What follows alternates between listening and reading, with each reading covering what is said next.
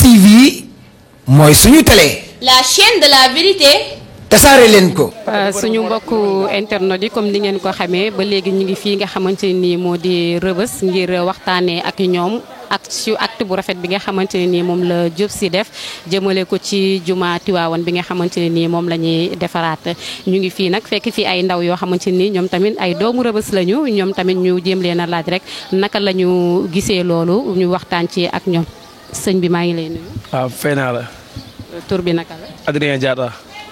Adrien defe naa ne dégg nga Diop Sy nga xamante ni doomu Rebeuss la comme yéen yëkkati benn somb takku demale ko fee nga xamante ni mooy defaraatu jumaawu Tiwaawan bi yéen en tant que doomu Rebeuss ak comme moom naka ngeen gisee acte bu rafet bi mu def. waaw ñun dañuy kontaan rek soxna si dañuy siy kontaan bu baax a baax parce que bu dul dara sax fierté Rebeuss la quoi parce que da ngay dégg ay juma Touba ak juma yu bëri nga dégg Cheikh Omar mais ku nekk may na quoi ak côté bi nga féetee. xam nga mais dañuy xam ne Cheikh Omar fu mu dëkk ak gox mu dëkk mbégte lay doon ñu bu demee ba am benn leader boo xam ne carrément si comme juddoo màggee fi xam nga sëriñam soxla xam nga mu def ko si yokk rek la sant di ko gërëm rek waaw te en plus tamit moom jàmbaar la xam nga ñun xam nañ ko bu baax maanaam lii maanaam yàgg na ko def da si dëkk da si sax maanaam dafa delloo bu mu ca mbooy boobu rek Diop Sy moom ko nga xam moom social moom waxatuñ ko te Diop Sy lu mu mel gannaaw yàlla Tiwaawan la lu mu mel ba ay doom tedd waa këram ñëpp ba fu mu toll si àdduna nga koy dégg Diop Sy parce que Tiwaawan la quoi franchement waaw loolu dañ siy kontaan bu baax a baax. Diop Sy buñ nee Diop Sy rek si boobu dafa am lu ko lié Diop Sy du tay la mës a liggéeyal Tiwaawan même bu fekkee ñun ay xale lañu mais yàgg nañu dégg ci mag ñi jëf ji nga xamante ne Diop Sy yàgg na ko jëf Tiwaawan parce que moom tuddul Diop Sy moom Demba Diop la tudd kon lu tax ñu naan ko Diop Sy parce que relation bi mu am ak Tiwaawan la ñun bi ñu juddoo yàggul mais fekkee nañu as tuut ci digganteem ak Serigne Mansour Sy yàlla na yàlla yokk leeram fekkee nañ si tuuti seen jëflante ñoom ñaar kon Diop Sy lu mu def Tiwaawan lu nekk da koy xeeb te man gëm naa ne 500 millions yooyu ñuy wax dina ko yokkaat parce que ñaanuñu yàlla mu jóge fi heure bii waaye gëm nañ ne tey bu fi jóge woon kenn du ko denc biir Rebeuss kenn du ko yóbbu fenn fu dul Tiwaawan. macha allah. di sant yàlla di ko rafetlu avant tout ma leen di jaajëfal ci teew bi ngeen teew fii en plus de cela xam ngeen ni Diop Sy wu ñëpp la donc li mu def Tiwaawan bu ko jaraloon jël alalam yëpp def ci te jaral na ko mais dafa fekk ni lu ñëpp bokk la mais li mu ci def nii franchement dañ koy rafetlu Diop Sy Tiwaawan dëkkam la. sëñ Mansour da ko am lu mu ko dénk franchement dafa di nit ku baax donc ñëpp xam nañu Diop Sy doomu Tiwaawan la donc li mu ci def nii man sama wàllu bopp damay jàpp ni participer na ma sax parce que si njabootam laa bokk. cher internet du Rebeuss TV ñu ngi leen di nuyu di leen gërëm di leen sant particulièrement yéen waa Rebeuss TV nga xam ne. sonn leen chaque jour yéen a ngi jug di dugg ci actualité bu am dem ci biir nit ñi di leen laaj seen xalaat pour ñëpp mën a am au même niveau d'information defe naa loolu taxawaay la bu rafet boo xam ne dañ leen ciy gërëm yéen di leen ci sant ci question bi nag dinañ ci sawar tontu tuuti ndax wax dëgg yàlla ku mel ni Diop Sy moom ku ko xam ku ne di nga xam ni moom waa Tiwaawan la moom bañ na ko ba tur bi ñëpp xam nañ ni Demba Diop la tudd. mais Diop Sy bi lu ko indi ni mu mel ci Tiwaawan moo tax ndax kenn umpalewul digganteem ak Serigne Mansour mun nañ wax ni moom moo ko yar ci moom la nekkoon moom moo ko defal lépp donc lii tey du nekkul loo xam ne daf ñuy bett ndax yàgg na ko def Tiwaawan donc xëy na nag ñi ko xamul dina leen xaw a jaaxal mais ku ko xam ku ne xam ni moom ak Tiwaawan ndox ak suukar la munoo dindi benn bàyyi ko mu dem ndax ci kër gi la bokk. waaye loolu doyul ci gox. waaw lu mu def moom lu baax la moom wax dëgg yàlla lu baax la parce que soo def si jël sa alal def sa diine yàlla lay fay gis nga nit su gaañoo ñi dem ba almeere di lay yóbbu mbokk yi xarit yi doom yaay papa ñëppee retourné lu lay fekk foofu sa bàmmeel suñu la wanee ginnaaw jëf yu baax yi. te loolu nag lu jaga profito la si ngay dund yàlla may la si sa wërsëg nga def ci diine bi yàlla moo lay fay. waaw dëgg la xam nga Diop moom kenn du ne guléet parce que geste yu mel noonu moom fii la dëkk te man xam naa ko bu baax xam naa ne bu ko nit ëppee xaalisam doo ko ëpp yéene ci yoon bi yoonu Tijaan bi ci boppam moom la gëm ba say ci moom lay dundee moom mooy eeram mooy essence am te xolam rëy na xol bi rëy na trop kontaan nañ ci nag parce que tey lii sag la su ñun bu ñu déggee Sénégal yëpp ak mouvement Tijaan bi yëpp bu ñu déggee ne tey suñu naataangoo suñu doomu ndey suñu frère suñu séex moom moo def lu mel nii def lu day nii ñun duñu am lu dul mbégte ci loolu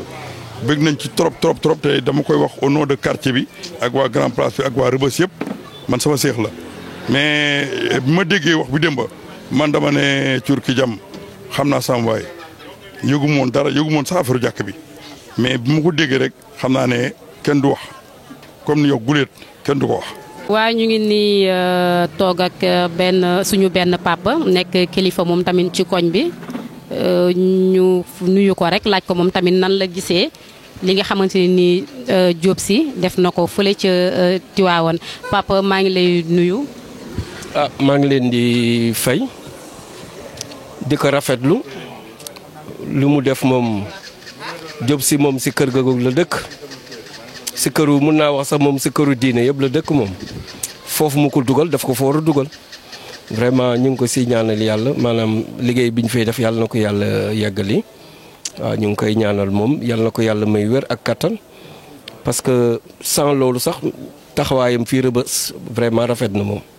kuy waxal yàlla rek daa xam ne ne ñun duñu ay xale fekkee nañu lu bare mu ngi koy def te jusqu'à présent lu mu yëg wallahi doole moom vraiment dina ko si dugal ñu ngi ko si sant di ko si gërëm. tey rawatina ñu bokk religion muy Seydina Mohamed tey ni ci Diop Sy war a defee 50 millions noonu nga ci war a defee 50 yow man noonu laa ci war a defee 50 millions mais ku xam Diop Sy nga xam ne bu fekkee ne wàllu dimbal nit wàllu defal nit teraanga moom ay tànku kanam rek la ci liggéey mosu ci dellu tànk ginnaaw ñun dañuy jëflanteeg moom comme ni ma la te lu mës a xewlu Rebeuss du ne lépp loo xamante ne Rebeuss mës na ko soxla Diop Sy def ci leader la ci maanaam Diop Sy mësul jël ndaare ci Rebeuss Diop Sy chaque jour pay lay jël ci Rebeuss bi. waaw mooy parce que man ba ma déggee loolu sax dama ne est-ce que moom yëg na ko parce que wax dëgg yàlla Rebeuss moom li ñu mënut a yëngu moom bu ko yëgee def côté laay kattanam franchement moo tax ba gars yi ne parce que maa dégg kay wax yi sew sax xam nga mais yooyu du mu sori parce que man xam nga chrétien laa quoi du ma sori si yooyu mais ba ma déggee carrément Diop Sy xam nga may na 500 millions affaire yooyu xam nga te Rebeuss fii ñu ngi soxla jàkk bi xam nga tant de millions affaire yooyu man loolu du mu si sori parce que xaw ma si dara mais leer na ba leer ba fa mu jógee xaw yow yëgu ko Diop Sy moom bu ko yëgee moom am naa yàkkinde moom ci def këtu laay kattanam parce que amul lu Rebeuss waa këram ñu ngi fii tout près te lu Rebeuss musaan taxaw si bale gi yëpp yàggul ba ñuy bale fii koñ bi rek moo jël ay camion indi ko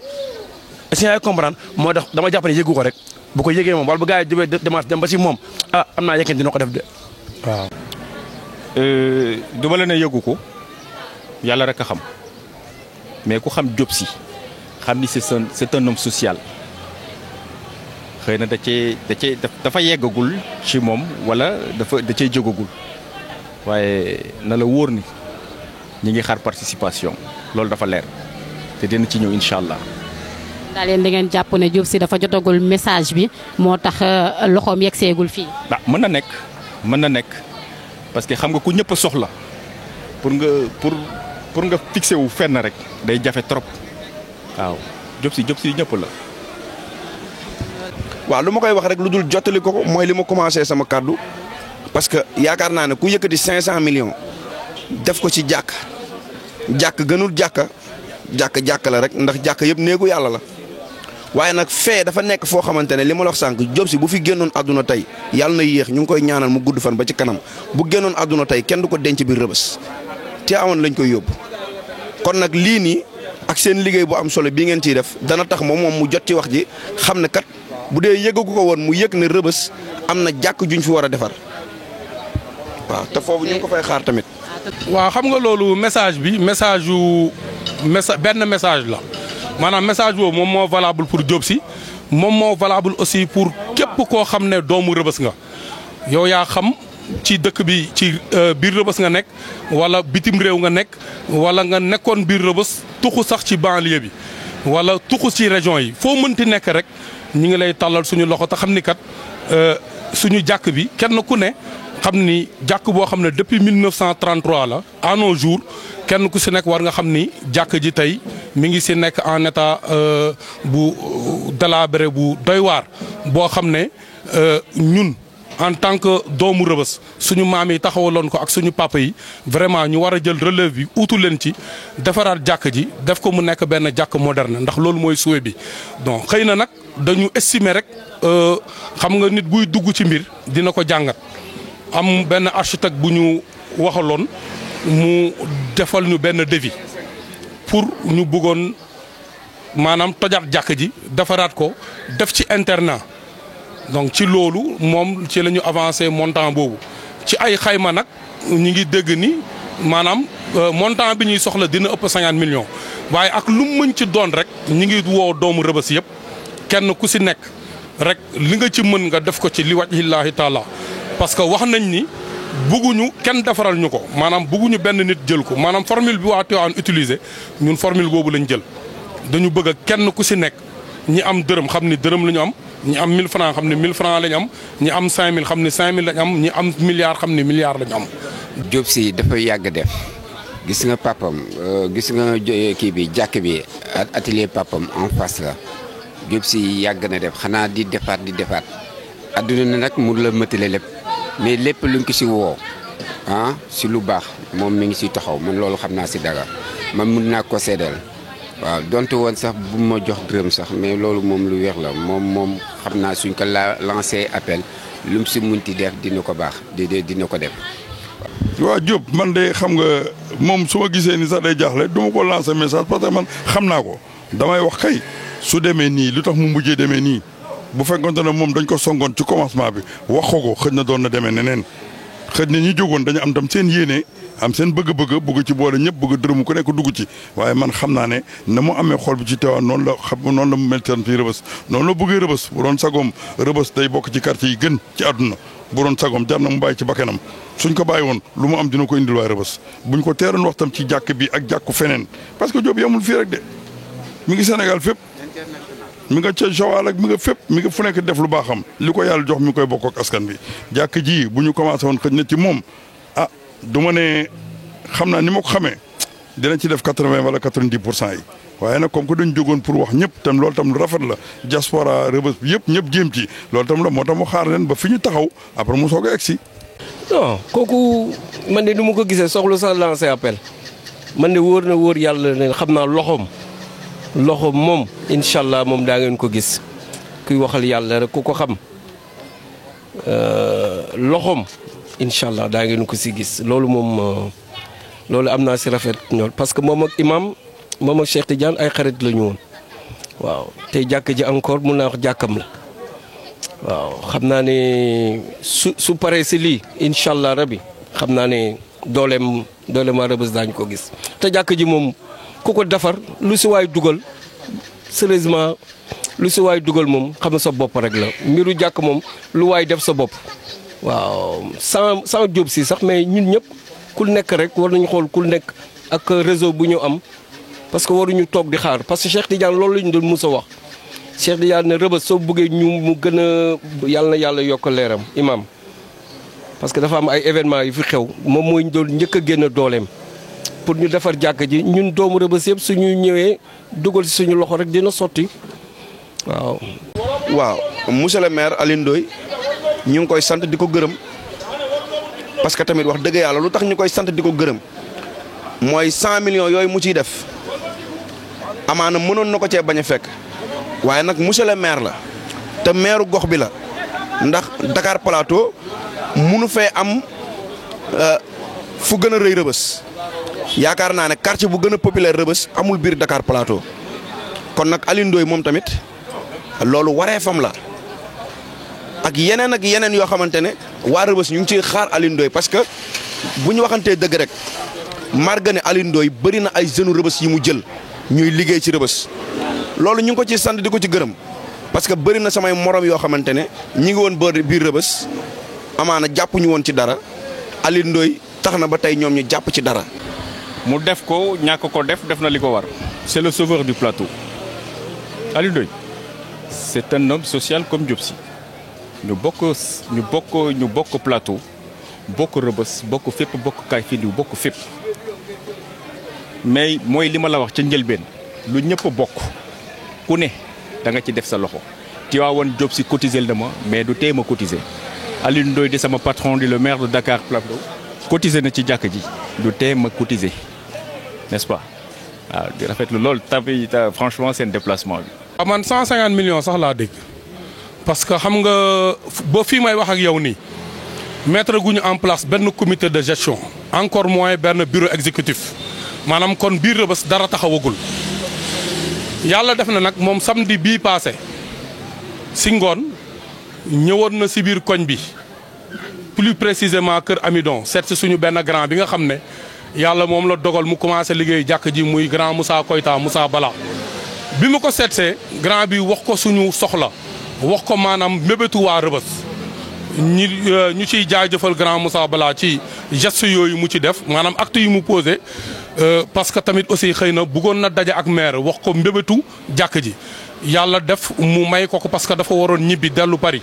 dellu Marseille plutôt bi mu ñëwee moom bi mu waxee ak moom daf ko ne dañu xayma à hauteur de 50 millions maire si boppam comme moom tam day liggéey si bâtiment parce que ñun ñëpp xam nañ ni CSE la nekk xam na luy bâtiment mu ne ko kat li ngeen xayma naw na man mun naa ci def ba 150 millions tant mieux xeebuñu ko bu ñëwee lu baax la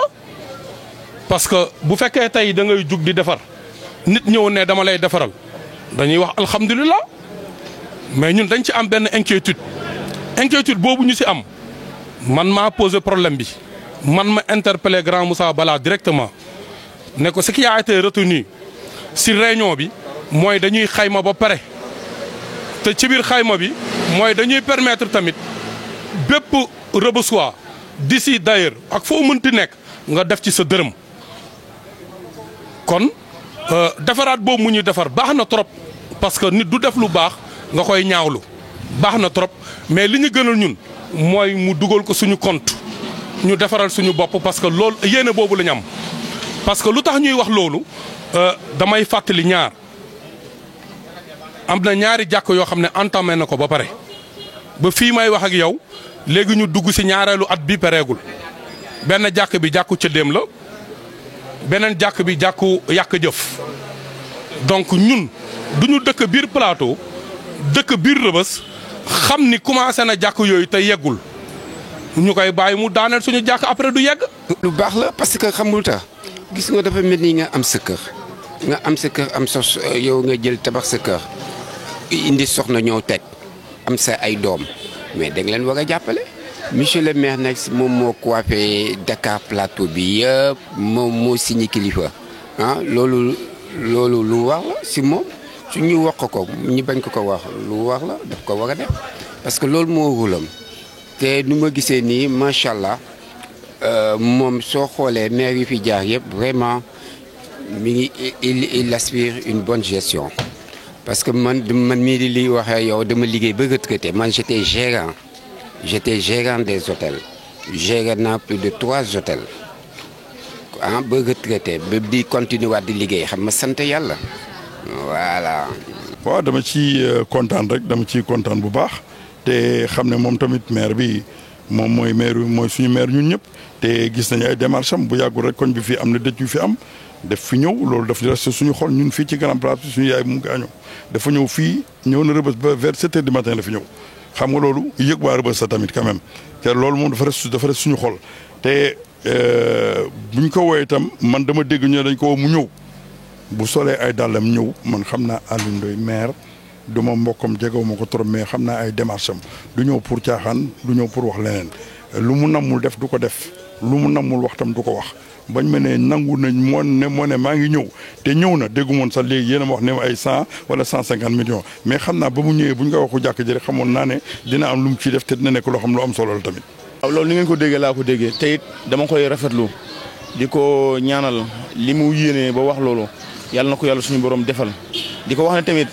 bu ko defalee Rebeuss